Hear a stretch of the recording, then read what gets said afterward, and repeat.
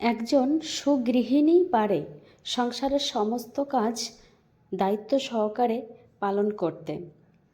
প্রিয় বন্ধুরা, তোমাদের দাদাভাই তো বাড়িতে থাকে না, তাই বাড়ির সমস্ত কাজ থেকে শুরু করে বাইরের কিছু ইম্পর্টেন্ট কাজ বা বাইরের কোনো কাজ সবটাই নিজে হাতে আমাকে করতে হয়। এই জন্য সবসময় কিন্তু ব্যস্ততার মধ্যে আমাকে কাটাতে হয়। সেই সঙ্গে ছেলে আছে, শ্বশুর শাশুড়ি আছে, সবার ভালো মন্দ খারাপ সবটাই আমাকে দেখাশোনা করতে হয়। তো এইভাবেই চলছে। তো প্রিয় বন্ধুরা, এখন সকাল 7:30, ঘুম থেকে উঠে গেছি 6টার সময়। আর একটু দেরি করেই এখন ওঠা হচ্ছে, যেহেতু বৃষ্টির সময় তো তাই।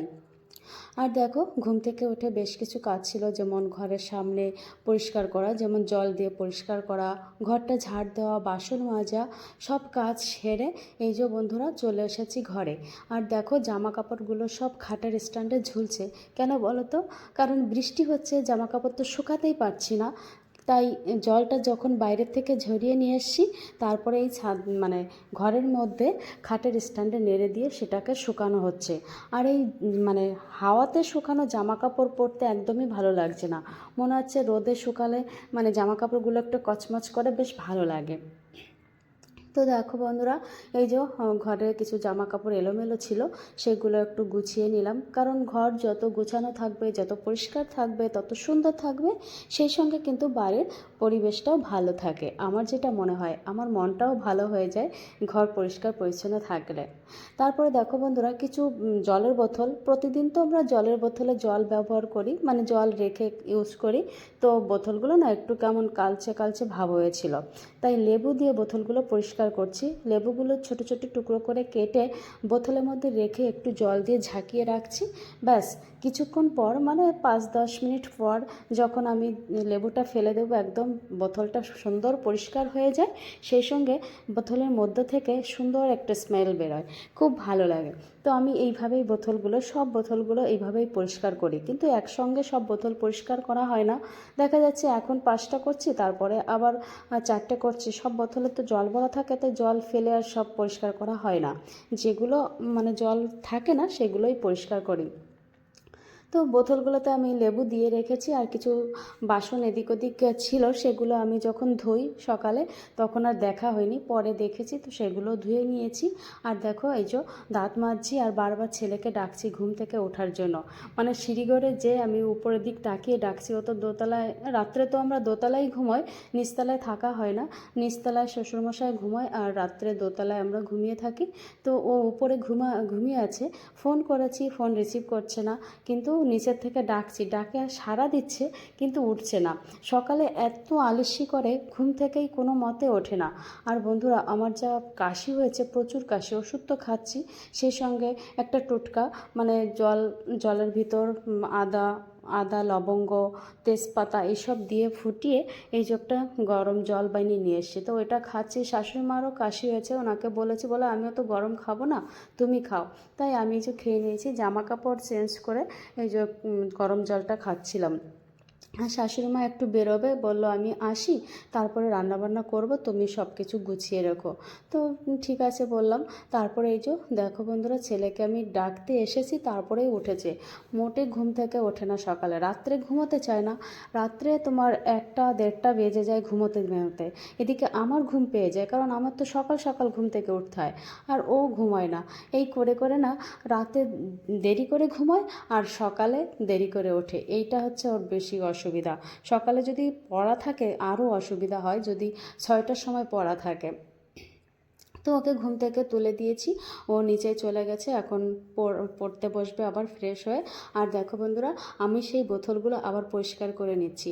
আর এদিকে আমি রান্নার সব কিছু গোছাবো। তো দেখলাম বোতলটা পরিষ্কার করে নিই, কারণ মোটর চালাবো, আবার জল ভরবো। তাই দেখো বন্ধুরা, কত সুন্দর পরিষ্কার হয়েছে, একদম কালচে কালচে ভাব হয়ে গেছিলো।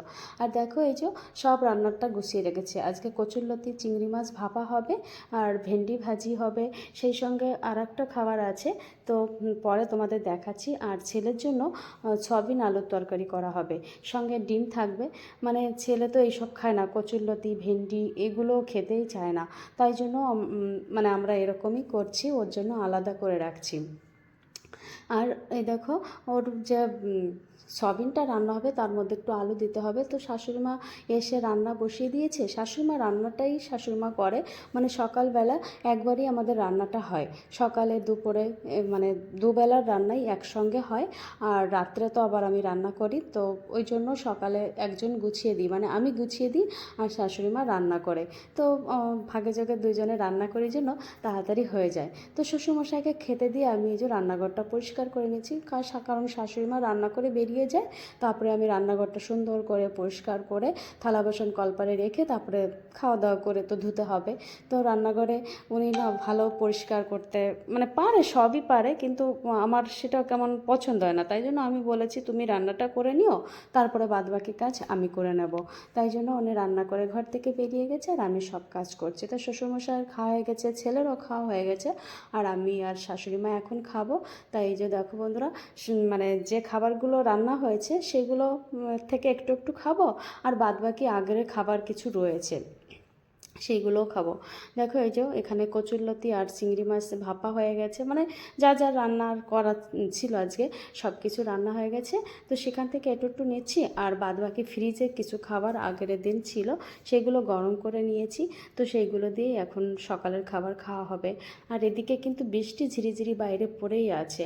তো খাওয়া দাওয়া সেরে বন্ধুরা থালা বাসন আর ধুইনি, কারণ যেখানে থালা বাসন ধোয়া হবে ওখানে বৃষ্টি পড়ছে। তো আমার খুবই দরকার, ব্যাংকে যেতে হবে, আর ছেলেকে নিয়ে যাচ্ছি, একটু ইম্পর্ট্যান্ট কিছু কাজ আছে যেটা আমি ঠিক ভালো বুঝি না, ছেলেই ভালো বোঝে, তাই ওকে নিয়ে বেরোচ্ছি। কিন্তু বৃষ্টি তো হয়ে যাচ্ছে ঝিরিঝিরি, এই যে ছেলে বাইরে দাঁড়িয়ে রয়েছে। আর এই দেখো বন্ধুরা রাস্তায় জল জল, মানে বৃষ্টি এখনও পড়ছে। তো বৃষ্টির মধ্যে আমরা যাচ্ছি।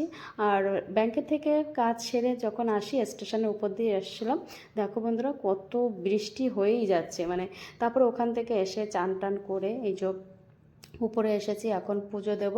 তো জামা কাপড়গুলো আর মানে না কাছেই পারছি না, অনেক জামা কাপড় জমে গেছে, তাই কিছু জামা কাপড় ধুয়েছি, আর যেগুলো আধা শুকনা সেইগুলো এখন নিচে নিয়ে যাব, নিচে নেড়ে দিতে হবে। তো দেখো বন্ধুরা পুজোটাও আমার কমপ্লিট হয়ে গেছে। আজকে না বেশি ফুল পাইনি, তাই জন্য আসনটা ফাঁকা ফাঁকা লাগছে। তারপরে এই যে নিচে এসে আবার খাওয়া দাওয়া করছি। এই পরপর পরপর কাজগুলো করি, তো তাই জন্য দুপুরে খাওয়ার পরে একটু রেস্ট পাই। আড়াইটার মধ্যে খাওয়া দাওয়া হয়ে গেলে একটু শোয়া বসার টাইম থাকে, কারণ আমার বাড়ি তো মানে কি বলবো, কৃষিকাজ নেই, তারপরেও কিন্তু সবসময় কাজ আর কাজ থাকে। তো বন্ধুরা এত সময় ধরে ভিডিওটি দেখলে কেমন লাগছে তোমাদের? আর ভিডিওটি ভালো লাগলে অবশ্যই লাইক কমেন্ট শেয়ার করে দেবে বন্ধুরা। তো আজকের ভিডিওটি আর বেশি বড় করছি না। দেখো বন্ধুরা জামা কাপড় কিন্তু সব এই ছাদের নিচে, মানে টিনের নিচে নাড়া হয়েছে। আর বৃষ্টি তো হয়েই যাচ্ছে, শুকাচ্ছে না, শুধু জলটা ঝরে আছে। আর যে গাছপালাগুলো লাগানো হয়ে গেছিলো সেগুলো কিন্তু খুব সুন্দর হয়েছে। আর এখন সন্ধ্যা নেমে এসেছে বন্ধুরা, সন্ধ্যা দেব। তো চলো আজকের মতো ভিডিওটি এই পর্যন্ত, দেখা হবে আবারও পরবর্তী ব্লগে। সবাই ভালো থেকো বন্ধু।